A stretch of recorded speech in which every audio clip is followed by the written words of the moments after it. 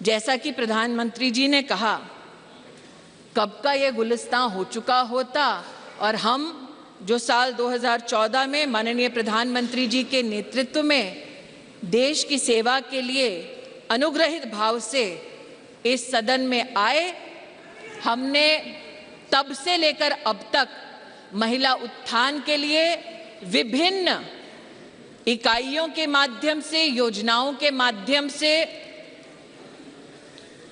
प्रयास किए। इस सदन में महिलाओं के लिए टॉयलेट्स बनाने की बात हुई।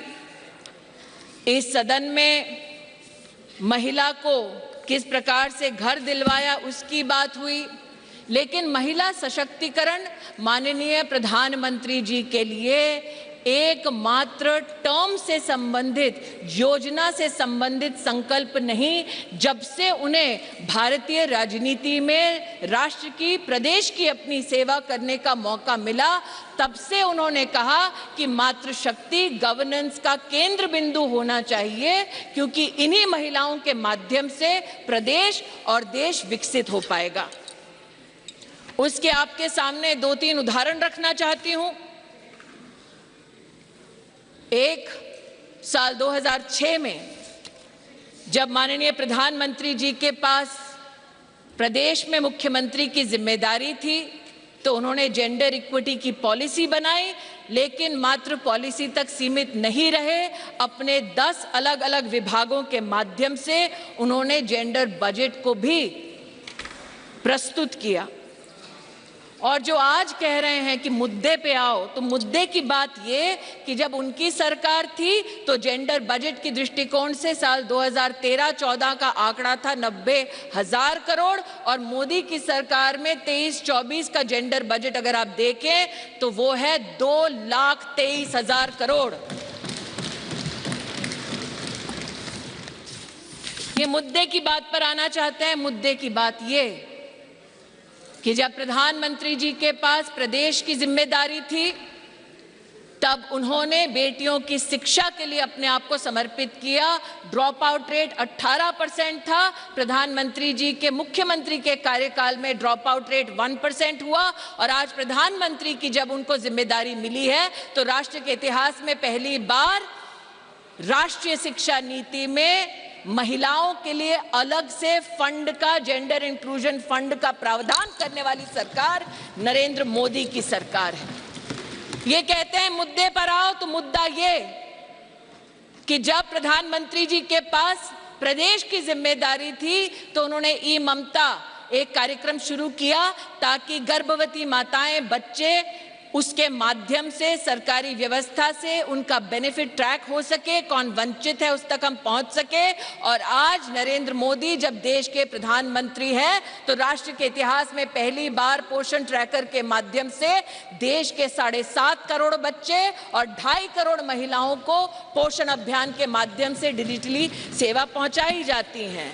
ये कहते हैं मुद्दे की बात पर आओ, तो मुद्दा ये कि जब प्रधानमंत्री जी के पास प्रदेश की जिम्मेदारी थी, तो उन्होंने मां वात्सल्य योजना की शुरुआत की, जहां महिलाओं को लगभग 1.5 लाख रुपए के माध्यम से, जिनकी एनुअल इनकम थी, उनको 4 लाख से ज्यादा की मेडिकल ट्रीटमेंट सरकारी व्यवस्थाओं में देने का काम नरेंद्र मोदी जी ने किया। और आज आयुष्मान भारत योजना के चलते 10 करोड़ गरीब परिवार, 10 करोड़ गरीब महिलाओं को सुविधा, 24,000 से ज्यादा अस्पतालों में, 1,60,000 से ज्यादा स्वास्थ्य केंद्रों में सेवा देने वाली सरकार मोदी की सरकार है, भाजपा की सरकार है। इसलिए जो कहते हैं कि महिला सशक्तिकरण मात्र आज एक चुनावी मुद्दा है, उनसे कहना चाहती हूं, नरता का आदर्श तपस्या के भीतर पलता है, देता वही प्रकाश आग में जो अभित जलता है। आपने नरेंद्र मोदी जी पर कई आक्षेप किए।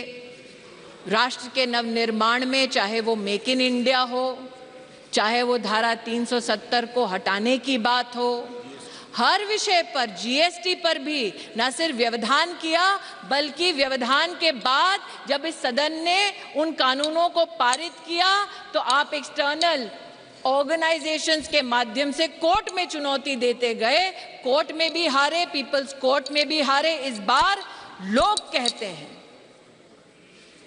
कि 27 साल नहीं, अगर आप जनसंघ की पृष्ठभूमि देखें तो 1974 से हम प्रमाणित कर सकते हैं कि हमारी आइडियोलॉजी ने, हमारे ऑर्गेनाइजेशन ने बार बार कहा कि आप संवैधानिक ढांचे की मर्यादा में महिला का आरक्षण गारंटी करें।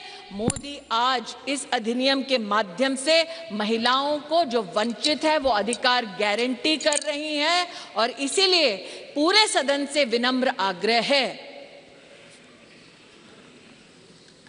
कि एक साइंटिफिक पद्धति से संविधान का संरक्षण करते हुए जो प्रस्ताव सरकार लेकर आई है, वाकई में अगर आपकी रुचि महिला को पॉलिटिकली सशक्त करने की है तो आप इस अधिनियम का समर्थन करें। अंत में कुछ लोगों ने अपने वक्तव्यों में यह भी कहा कि आप रैंकिंग देख लीजिए। मैं उस पर एक स्पष्टीकरण देना चाहती हूं महोदय। अंतर्राष्ट्रीय रैंकिंग में वो महिला जो भारत की पंचायतों से जीत कर आती है, उस महिला का न सम्मान होता है न उसकी गणना होती है। अंतर्राष्ट्रीय रैंकिंग्स में वो महिला जो विधानसभा या विधान परिषद में चुनकर आती है, उस महिला की भी गणना नहीं होती, उसकी भी गिनती नहीं होती। अंतर्राष्ट्रीय रैंकिंग में जो महिला लोकसभा में, राज्यसभा में चुनकर आती है, उसकी भी गणना नहीं करते। वर्षों वर्ष से चला आ रहा था सिलसिला। मोदी सरकार ने इस विषय को अंतर्राष्ट्रीय पटल पर उठाया और लिखित में उनसे जवाब दिया कि हाँ, अब हम हिंदुस्तान की पंचायतों में जीतने वाली महिलाओं का सम्मान करेंगे, विधानसभा में जीतने वाली महिलाओं का सम्मान करेंगे, लोकसभा में जीतने वाली, राज्यसभा में हमारी जो महिलाएं सेवा दे रही है उनकी गिनती करेंगे। We have made women count and it is time for you to step up in the opposition and not mere reduce your words to paper, to speech, but speak with action and support Nari Shakti Vandan Adhiniyam. धन्यवाद। Thank you. Shri A.M. Arif ji. Arif ji. तो महिला आरक्षण bill पर आप सुबह ईरानी को सुन रहे थे। उन्होंने कई अहम बातें कही। उन्होंने कहा कि नारी शक्ति वंदन अधिनियम को प्रणाम है। उन्होंने कहा पहला आगमन घर की लक्ष्मी का होता है। साथ ही साथ उन्होंने कहा कि लक्ष्मी ने संवैधानिक स्वरूप लिया है। तो कांग्रेस ने मोदी का अनादर किया है। स्मृति ईरानी ने यह भी बड़ी बात अमित कही है, अपमान के बाद भी प्रधानमंत्री मोदी ने सबकी सुनी और जल्दबाजी में संविधान का उल्लंघन ना हो इसका ख्याल रखा जाए। स्मृति ईरानी ने इस बात को दोहराया। बिल्कुल, और वो ये भी कह रही है कि महिला आरक्षण पर भ्रम न फैलाया जाए। जेंडर बजट 2,23,000 हुआ है। इन तमाम बड़ी बातों का जिक्र उन्होंने यहाँ पर किया है और कांग्रेस पर निशाना साधा कि कांग्रेस ने किस तरीके से मोदी का अनादर किया। इसके साथ ही उन्होंने ये जिक्र भी किया जिस तरह से समाजवादी पार्टी और AIMIM मुस्लिम महिलाओं के लिए आरक्षण की मांग कर रहे हैं, उन्होंने इस बात का जवाब दिया कि ये संवैधानिक तौर पर ये जायज नहीं है। क्या कुछ कहा और स्मृति ईरानी ने आपको सुनाते हैं। हमारी सभ्यता में यह भी मान्यता है कि नव भवन में जब प्रवेश होता है तो पहला पैर, पथ पर पहला आगमन घर की लक्ष्मी का होता है।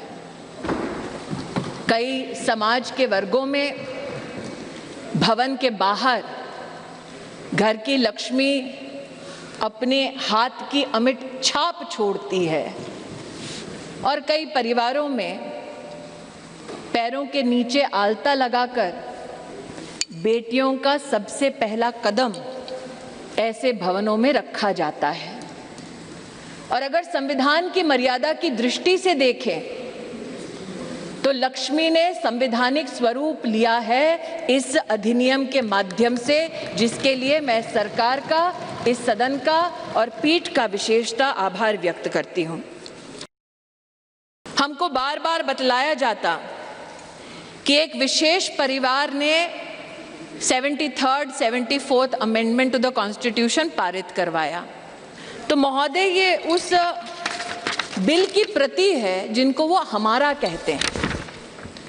उसमें अगर आप दूसरे पृष्ठ पे 2B और 3B पढ़ें, और ये वो है जो कांग्रेस पार्टी कहती है यूपीए की सरकार में राज्यसभा में पारित हुआ और फिर लोकसभा में प्रस्तुत हुआ।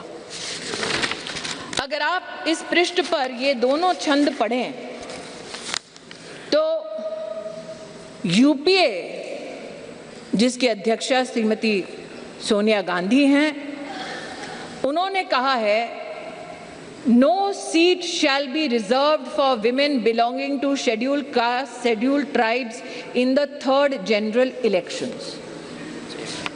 3B पढ़ें तो उन्होंने कहा, प्रस्ताव दिया, no seat shall be reserved for women in the 3rd general election.